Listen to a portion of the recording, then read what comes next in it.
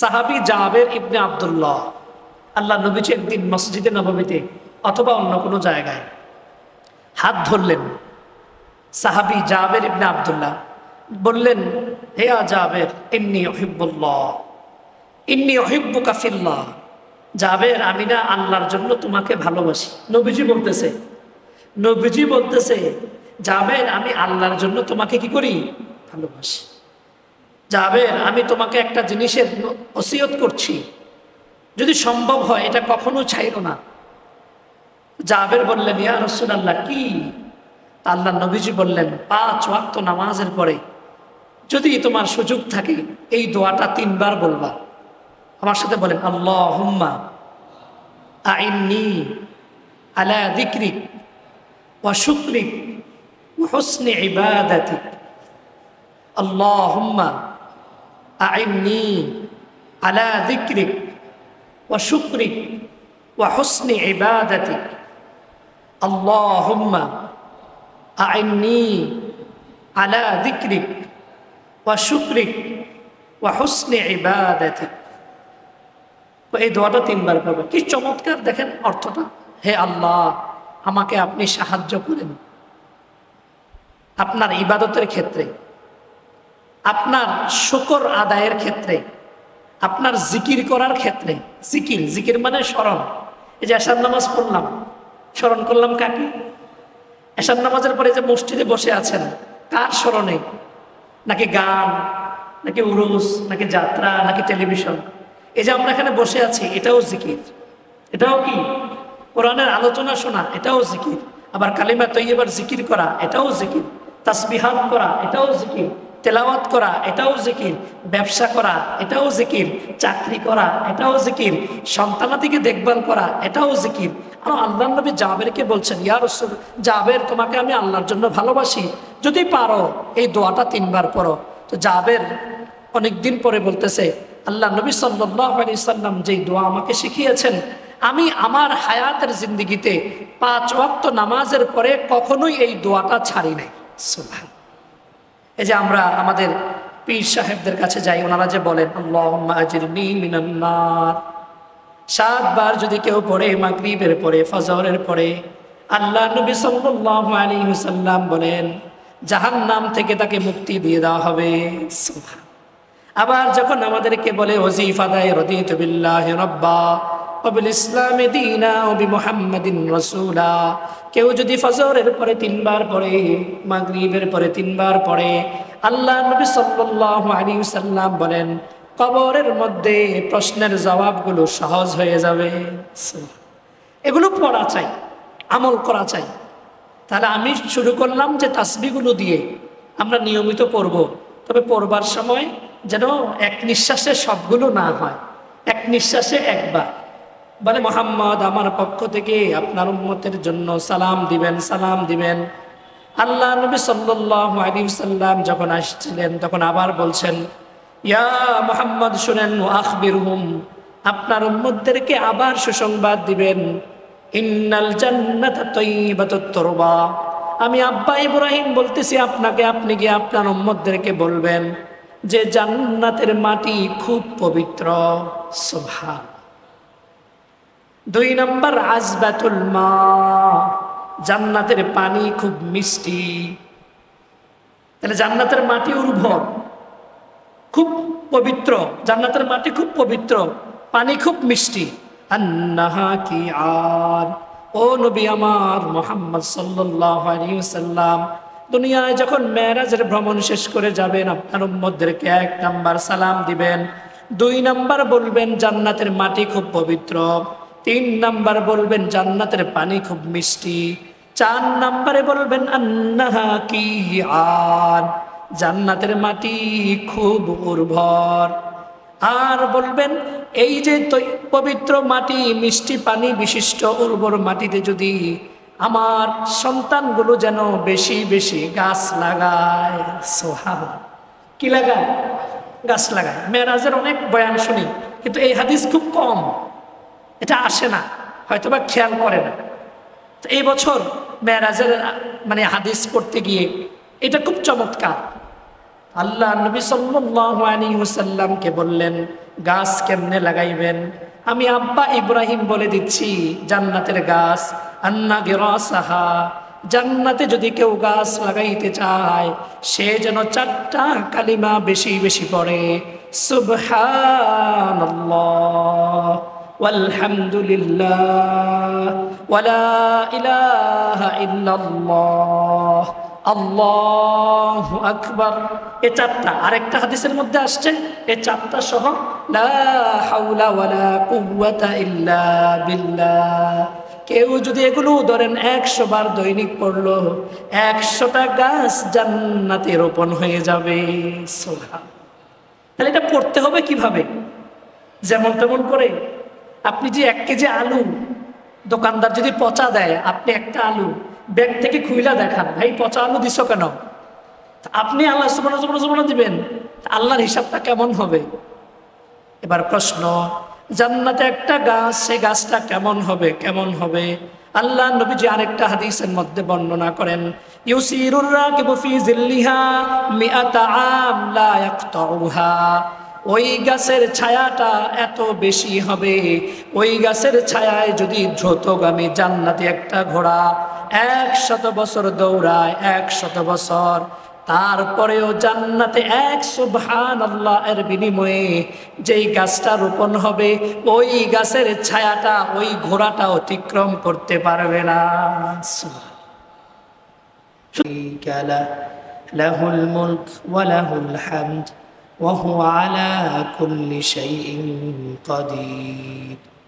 আল্লাহ নবীজি বলেন, ওই আমার উম্মত পুরুষ কিংবা নারী যেই হোক না কেন, হুত্তাত আনহু খাতায়াহু ওয়ালাউ কানাত মিসলা জাবাদিল বাহর, সমুদ্রের ফেনা পরিমাণ গুনাহ যদি থাকে, 5 ওয়াক্ত নামাজের পরে যার এই তাসবিহের আমল থাকবে, আল্লাহ তাআলা ওই সমুদ্রের ফেনা পরিমাণ গুনাহ হইলেও মাফ করে দেবে। সুবহান। এজন্য গুরুত্ব সহকারে সবসময় মসজিদে হোক, মসজিদ থেকে বাহিরে হোক, 5 ওয়াক্ত নামাজের পরে এই তাসবিহ, এটার আমল আমরা করব। এই তাসবিহটাকে তাসবিহে ফুকারা বলে। আবার রাতের বেলায় ঘুমানোর সময় আল্লাহ নবীজি ওনার প্রিয় মেয়ে ফাতেমা রাদিয়াল্লাহু তাআলা আনহাকে বলেছিলেন, ফাতেমা, তুমি তোমার সংসারের কাজের জন্য আমার কাছে খাদেম চেয়েছো, চাকর চেয়েছো, দাস চেয়েছো, যেন তোমার সংসারের কাজে একটু সহযোগিতা হয়। ফাতেমা, আমি যদি তোমাকে এর চাইতে উত্তম কোনো কিছু দেই তুমি কি নিবা? ফাতেমা বলেন, হা ইয়া রাসূলুল্লাহ, সেটাই নিব। তা আল্লাহ নবীজি বললেন, তাহলে তুমি প্রতিদিন ঘুমানোর সময় ওয়া ইদা আওয়া ইলা ফিরাশিহি, আল্লাহ নবীজি বলেন যখন তুমি বিছানায় ঘুমাতে যাবা তখন 33 বার সুবহানাল্লাহ, 33 বার আলহামদুলিল্লাহ, 34 বার আল্লাহু আকবার পড়বা। তাহলে ওই খাদেম দাস দিলে তোমার পরিবারের কাজে যতটুকু সহযোগিতা হলে তোমার আসান হতো, এর চাইতেও বেশি এই আমল তোমাকে কল্যাণ এনে দিবে। সুবহান। বুখারীর হাদিস। ফাতেমা রাদিয়াল্লাহু তাআলা আনহা এবং আলী রাদিয়াল্লাহু তাআলা আনহু স্বামী স্ত্রী দুজনেই এই আমল শুরু করে দিলেন। ঘটনাক্রমে এমন হয়েছে, রাতের বেলায় বিরতিহীনভাবে বিশ্রাম ছাড়া যুদ্ধ, রাতের বেলায়, রাতেও যুদ্ধ, দিনেও যুদ্ধ। তো এক সাহাবী জিজ্ঞাসা করছেন, আলী, আপনি কি রাতের বেলার ওই তাসবিহের আমল ওই যুদ্ধের সময়কার রাতেও করেছেন? তো আলী রাদিয়াল্লাহু তাআলা আনহু বলেন, হে আল্লাহর নবীর সাহাবী, আমি ওই যুদ্ধে যেখানে কোনো বিরতি ছিল না, ওই যুদ্ধের অবস্থায়ও রাতের বেলায় এই তাসবিহর আমল ছাড়ি নাই। সুবহান। এখন পড়তে হবে যেভাবে পড়লে আল্লাহ খুশি হবে সেভাবে। যেমন আমরা সাধারণত এক নিঃশ্বাসে প্রায় সময় দেখি যে তাসবিহও পড়তেছে, কথাও বলতেছে। এখানটা তাসবিহ যাচ্ছে, কথা বলছে। তাসবিহ বললেন কখন, কথা বললেন কখন?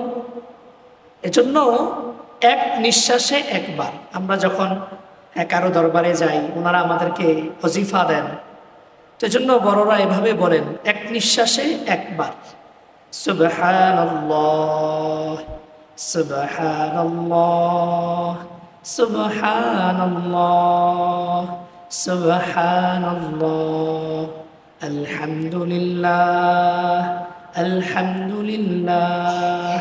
এভাবে এক নিঃশ্বাসে যখন একবার করবেন, আল্লাহ নবীর কাছে গরিব সাহাবীরা গিয়ে বললেন, ইয়া রাসূলুল্লাহ, ধনী সাহাবী উসমান, আব্দুর রহমান ইবনে আউফ, এরা তো ধনী, এরা তো দানও করে, আবার হজেও যায়।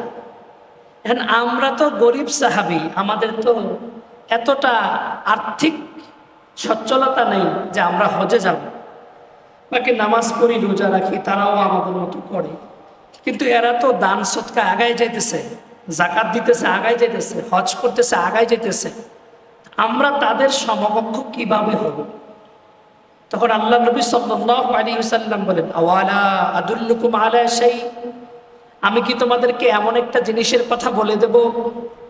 আওয়ালা উনাব্বিউকুম, আমি কি তোমাদেরকে এমন কোন জিনিসের সুসংবাদ দেব যে জিনিসটার আমল যদি তোমরা অব্যাহত রাখো, তাহলে ধনী সাহাবীরা হজ জাকাতের মাধ্যমে যে সওয়াব পাইতেছে, তোমরা দারিদ্র হওয়ার কারণে তোমরা পাইতেছ না। ওই হজ এবং জাকাত, তোমরা যেহেতু আর্থিক সচ্ছলতা নাই, যদি ওইটার সওয়াব পেতে চাও, এমন একটা আমল তোমাদেরকে শেখাইয়া দেব। তো আল্লাহ নবীর সাহাবারা বললেন হ্যাঁ। তখন আল্লাহ নবীজি সাল্লাল্লাহু আলাইহি সাল্লাম বলেন, তাহলে প্রত্যেক নামাজের পরে 33 বার সুবহানাল্লাহ, 33 বার আলহামদুলিল্লাহ, 34 বার আল্লাহু আকবার পড়বা। তাহলে হজের, জাকাতের, এবং তোমরা যে অসহায় গরিব সাহাবী, তোমরা যে সদকা করতে পারো না, জাকাত দিতে পারো না, হজ করতে পারো না, গরিব হওয়ার কারণে আল্লাহ তাআলা এই আমলের মাধ্যমে তোমাদের সে সওয়াব দিয়ে দিবে। আপনাদের মসজিদের সম্মানিত খতিব, আমরা ছাত্র জীবন থেকে ওনার বয়ান আমরা শুনতাম।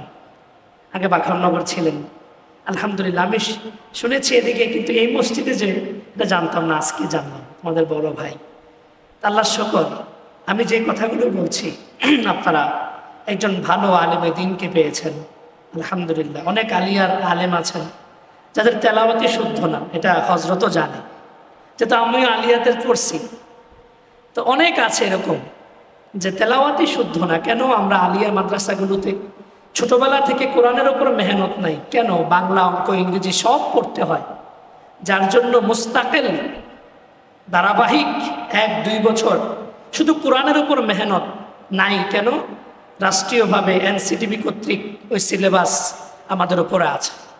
আমরা যখন কুষ্টিয়া ইসলামী বিশ্ববিদ্যালয়ে 2011, আমি সোনাগান্ধার ছাত্র, 7ম থেকে আলেম পর্যন্ত সোনাগান্ধা পড়ছি এবং ফার্স্ট বয় ছিলাম সোনাগান্ধার। তো ওরপরে কুষ্টিয়াতে গেলাম। তো কুষ্টিয়াতে আল কোরআনের উপর অনার্স মাস্টার্সের জন্য আলহামদুলিল্লাহ নির্বাচিত হয়েছিলাম। 4 বছর অনার্স আল্লাহ করার সুযোগ দিয়েছে, 1 বছর মাস্টার্স।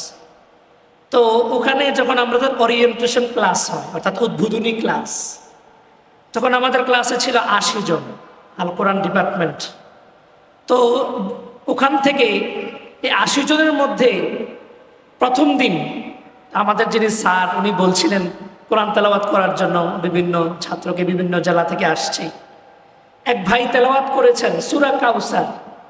সূরা কাউসারের মধ্যে ভুল।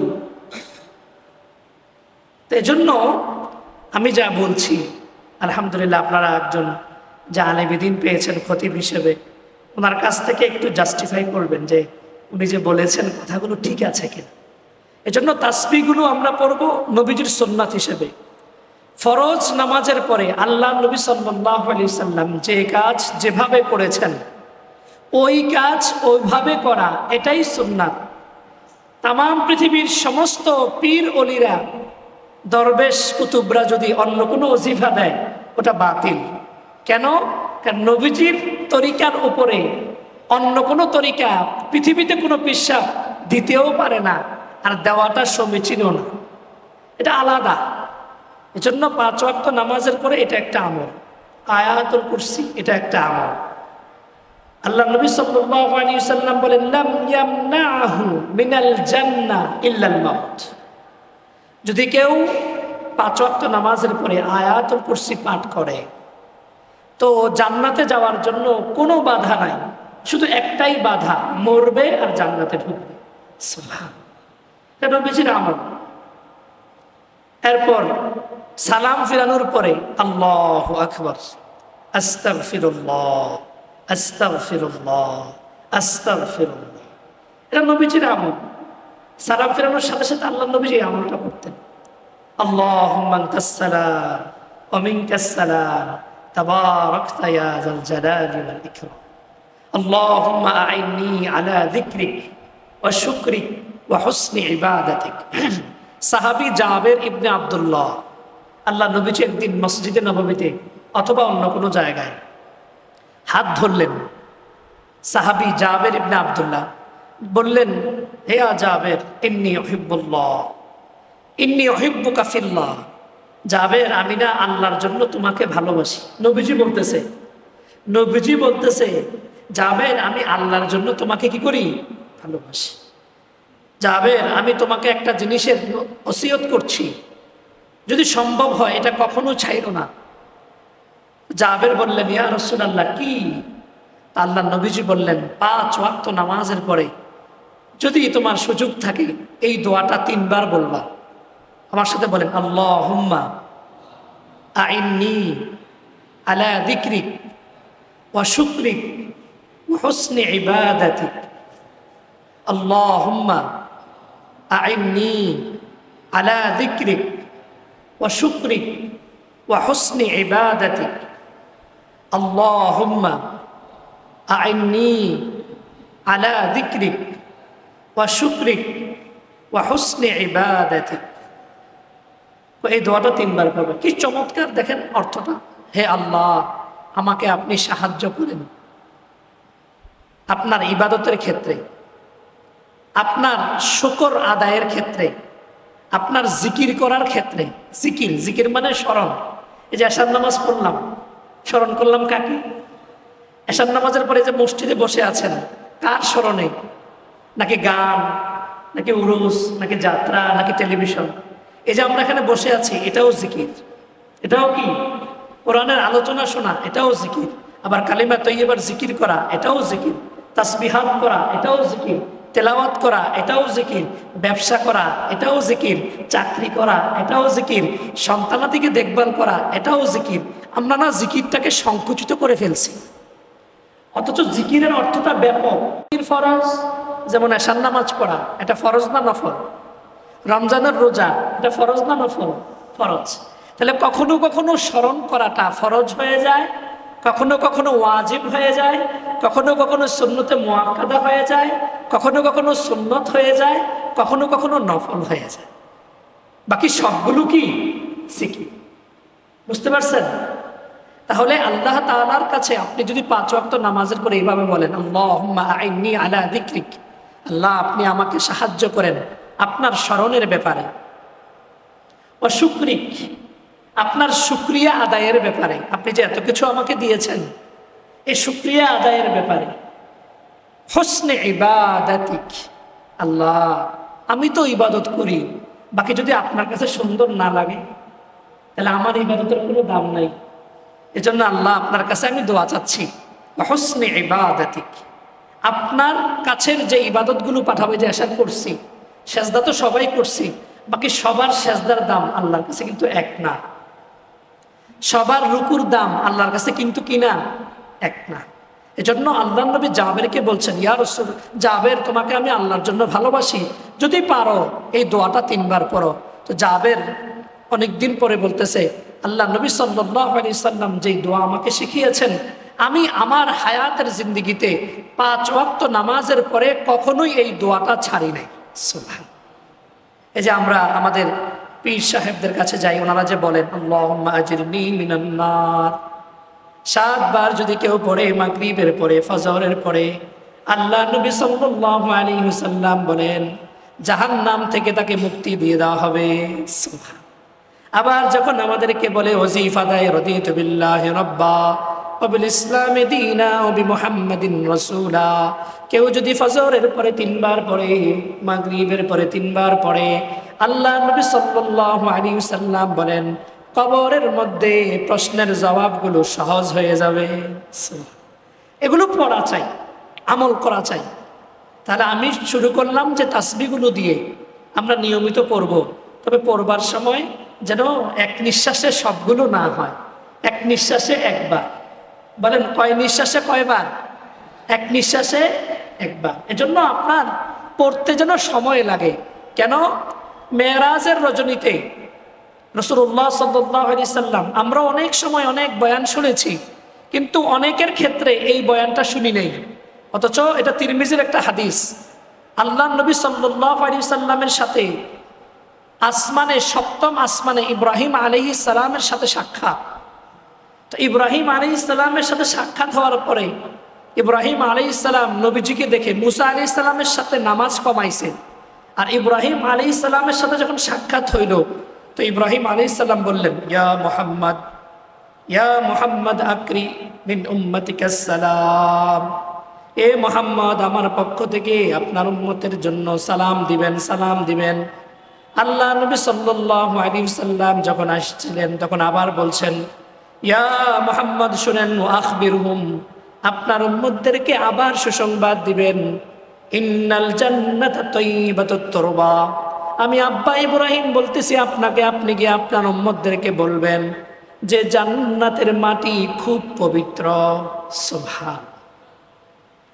2 নম্বর আযবাতুল মা, জান্নাতের পানি খুব মিষ্টি। তাহলে জান্নাতের মাটি উর্বর, খুব পবিত্র, জান্নাতের মাটি খুব পবিত্র, পানি খুব মিষ্টি।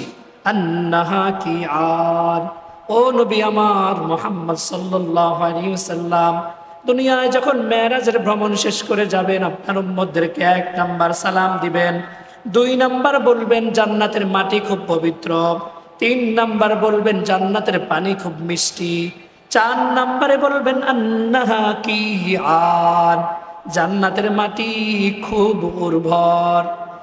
আর বলবেন এই যে পবিত্র মাটি, মিষ্টি পানি বিশিষ্ট উর্বর মাটিতে যদি আমার সন্তানগুলো যেন বেশি বেশি গাছ লাগায়। সুবহানাল্লাহ। কি লাগায়?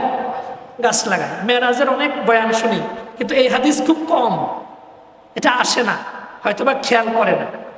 তো এই বছর মেরাজের হাদিস পড়তে গিয়ে এটা খুব চমৎকার। আল্লাহ নবী সাল্লাল্লাহু আলাইহি ওয়াসাল্লামকে বললেন গাছ কেমনে লাগাইবেন, আমি আব্বা ইব্রাহিম বলে দিচ্ছি, জান্নাতের গাছ, আন্না গিরাসাহা, জান্নাতে যদি কেউ গাছ লাগাইতে চায় সে যেন 4টা কালিমা বেশি বেশি পড়ে, সুবহানাল্লাহ ওয়ালহামদুলিল্লাহ ওয়ালা ইলাহা ইল্লাল্লাহ আল্লাহু আকবার। এই 4টা, আরেকটা হাদিসের মধ্যে আসছে এই 4টা সহ লা হাওলা ওয়ালা কুওয়াতা ইল্লা বিল্লাহ। কেউ যদি এগুলো ধরেন 100 বার দৈনিক পড়লো, 100টা গাছ জান্নাতে রোপণ হয়ে যাবে। সুবহান। তাহলে এটা পড়তে হবে কিভাবে? যেমন তেমন করে আপনি যে 1 কেজি আলু দোকানদার যদি পচা দেয়, আপনি একটা আলু ব্যাগ থেকে খুইলা দেখান, ভাই পচা আলু দিছো কেন? আপনি আল্লাহ সুবহানাহু দিবেন, আল্লাহর হিসাবটা কেমন হবে? এবার প্রশ্ন, জান্নাতে একটা গাছ, সেই গাছটা কেমন হবে? কেমন হবে?